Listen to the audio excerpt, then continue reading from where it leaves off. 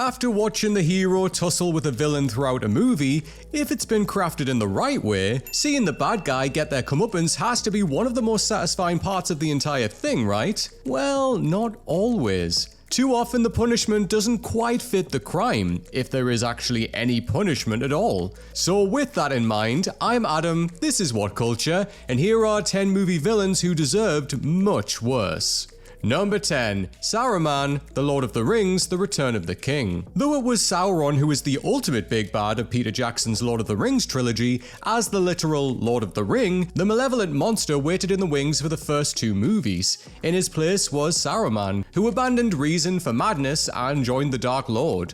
Not only did the powerful wizard imprison Gandalf, he sent the Fellowship on a path where his fellow sorcerer was killed by the Balrog, built an army of Uruk-hai for Sauron, and engineered the attack on Helm's Deep. It was essentially he who was going to take Middle-earth for Sauron in the name of Mordor. However, when the White Wizard was defeated, thanks to Treebeard and his army of Ents at Isengard, he was just kept in solitary confinement in his tower, no punishment to be spoken of outside of complete isolation. Gimli wanted Saruman killed, which would have been far more fitting of his crimes, but Gandalf said no. Because Saruman had no more power anymore, he would no longer be a threat. This was especially stupid since a year earlier they believed Sauron to be without power, but yet he still managed to wage a bloody war on the whole of Middle-earth. Did Gandalf learn nothing? In the extended edition of The Return of the King, Saruman was killed by his lackey Wormtongue, a much more fitting ending for such a villain. Number 9. Hans, Frozen. When it released in 2013, Frozen saw massive success both critically and commercially, unparalleled even within the legendary world of Disney animation. It received acclaims for many different reasons, one of which is Elsa taking the very reasonable stance that Anna should not marry a man she has just met. While this is little more than common sense, it's rare within the world of Disney, as all too often the moment Prince Charming turns up is the moment the movie is saved. However, even though Anna had only met Prince Hans of the Southern Isles that night, it also turned out that he was a horrendous person. As 13th in line to the throne, Hans's plan was to manipulate and even kill both Anna and Elsa in order to rule Arendelle in their stead. His punishment for attempting to murder the queen and overthrow the entire country? Little more than being sent home to be beaten up by his 12 older brothers. Number 8. Anton Shakur, No Country for Old Men. As Anton Shakur in the Coen brothers' masterpiece No Country for Old Men, Javier Bardem gave not only the performance of his life, but one of the most chilling villainous portrayals in cinematic history. There is a reason the role earned him his only Academy Award to date, though ultimately the story isn't about Shakur specifically, rather what he represented to Sheriff Bell's world. What he actually did on screen was evil. He killed innocent people, he left their fates up to the flip of a coin, and he was terrifying and utterly remorseless of anything he did. Even though she did absolutely nothing wrong, Carla Jean Moss found herself on the wrong side of Shakur's weapon simply because he had promised her husband he would hunt her down. He embodied a world becoming darker and more evil, and Anton was the reason Sheriff Bell had to wear a gun where the old sheriff before him didn't. Now, this isn't one of those stories where good triumphs over evil. In fact, it's quite the opposite. Even though Shakur suffered a broken arm in a car crash after killing Carla Jean, there were no actual consequences to his actions. He could have been in that car accident at any point, whereas in terms of law enforcement, where he could have easily been sent to the electric chair had he been caught, the credits rolled without him being reprimanded at all. Now it's that time when I want to know from you, which movie villain do you think deserved much, much worse than what they got? Make sure you let us know down in the comments, I'm really looking forward to checking them out. And while you're there, you know the usual, give us a like and a subscribe. Number 7. Terrence Fletcher, Whiplash. J.K. Simmons has received well-deserved credit for his recent portrayal of invincible Superman gone bad villain Omni-Man, an insane and dangerous alien who could destroy the world with a thought if he wanted. On the other side of that spectrum, Simmons brought to life an equally, if not even more so, despicable villain in Whiplash. Terrence Fletcher didn't need superpowers or the same kind of physical intimidation to become as hated as Omni-Man. The fact that a music teacher could reach the levels of hatred that Fletcher did in 2014 is a sheer testament to Simmons' talent. As the conductor of a prestigious musical academy studio band, Fletcher had no issue physically or verbally abusing his students over the slightest of errors, and even drove one of his previous drummers to a level of anxiety so unbearable that they took their own life. Terrence was eventually sacked from his post for this, though in losing his job, he didn't lose the position of power he held over aspiring musicians that he was ever more happy to abuse. The film's ending saw Fletcher leading another band, and while he tried to use it to get revenge on Andrew for getting him fired, he realized that this student had the fire and the drive he was looking for. The smile shared between the two at the end vindicated both Fletcher and his methods, and proved that his power would remain to be abused going forward. Number 6. Frank Abagnale Jr., Catch Me If You Can. Some villains never get caught and go completely unpunished, while others face a certain amount of punishment that is far too lenient for their crime. Then there are those who get caught and, rather than receiving no punishment, are actively rewarded for their wrongdoings. Leonardo DiCaprio's Frank Abagnale Jr. fits the bill of the latter.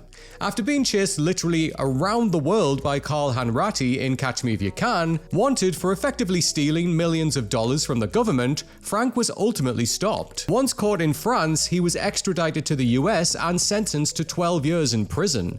However, after Carl went to him for advice and he proved useful on a case, Frank was allowed to serve the rest of his sentence working for the FBI. Not a bad upgrade from maximum security. By the end of the story, not only does Frank not end up in jail, and not only does Hanratty let him leave again, but he ultimately winds up with a job because of how good he was at breaking the law. He became one of the world's leading experts on bank frauds and forgery, rather than serving in prison as he probably should have. Number 5. Lewis Dodgson, Jurassic Park. You could argue that the true villain of the entire Jurassic Park franchise is John Hammond. If it weren't for him, there would be no dinosaurs around to hurt anyone. And as Alan Grant said in Jurassic Park 3, some of the worst things imaginable have been done with the best intentions. However, in terms of villains, at least in the original movie, it's hard to look past Lewis Dodgson. Dodgson was the man who met with Wayne Knight's Dennis Nedry and paid him to retrieve the dinosaur embryos from the park. He's the reason why Nedry shut the security systems down. He's the reason the Tyrannosaurus Rex got loose, and he's the reason that 4 people died that weekend. All because his company, Biosyn, was too far behind InGen to catch up without some industrial espionage. Despite that, the man responsible for everything that happened suffered absolutely no consequences in Jurassic Park. Since Nedry was the only one who knew he was involved, any ties to Dodgson died in the car with that Dilophosaurus. As well as facing no retribution for his actions, Dodgson was even able to put the world at risk again in Jurassic World Dominion with his prehistoric locusts, and had Ian Malcolm working for him without him ever knowing that his new boss was responsible for the events at Jurassic Park. Dodgson killed multiple people, and nothing ever came back to him. Number 4. Amy Dunn, Gone Girl. David Fincher's Gone Girl is a strange movie in that likable characters are absolutely zero.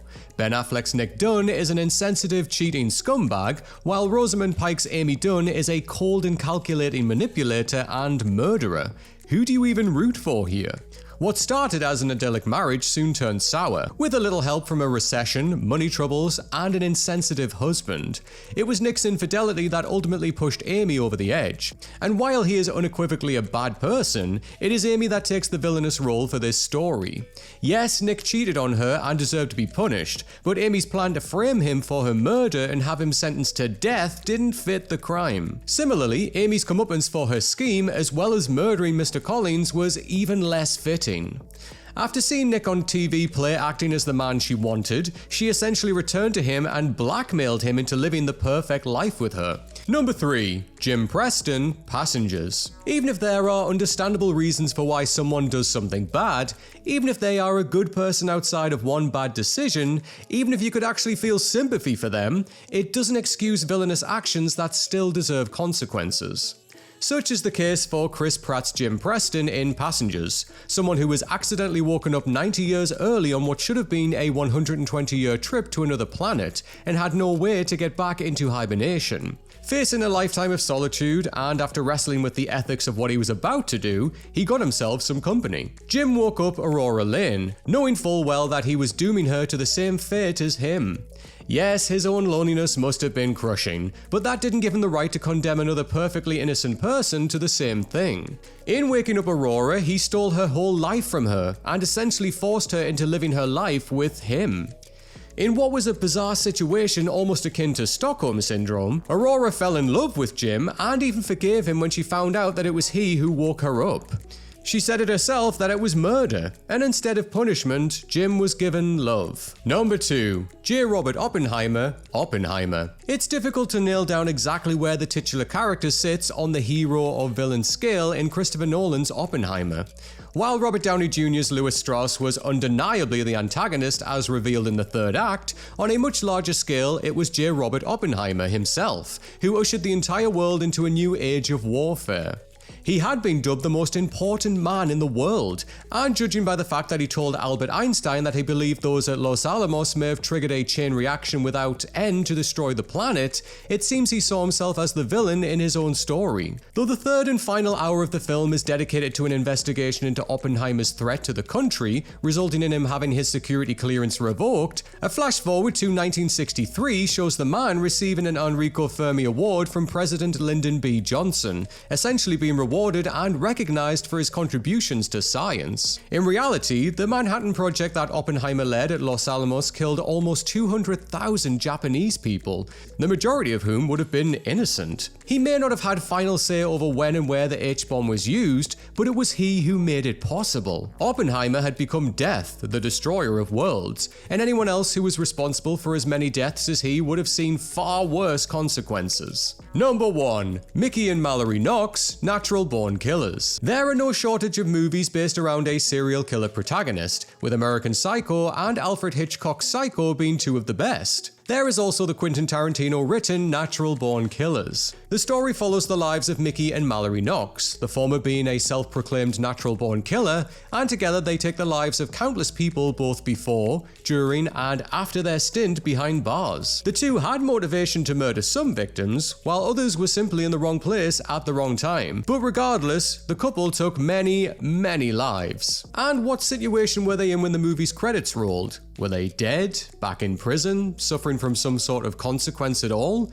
Nope. Instead, the serial killers get the happy ending they deprived of so many others, and Mallory is pregnant with another to come. There was at one point an alternate ending to the film that would have seen the murderers murdered themselves, delivering at least some form of punishment for their crimes. However, aside from a small amount of jail time, Mickey and Mallory felt absolutely no ramifications for what they did.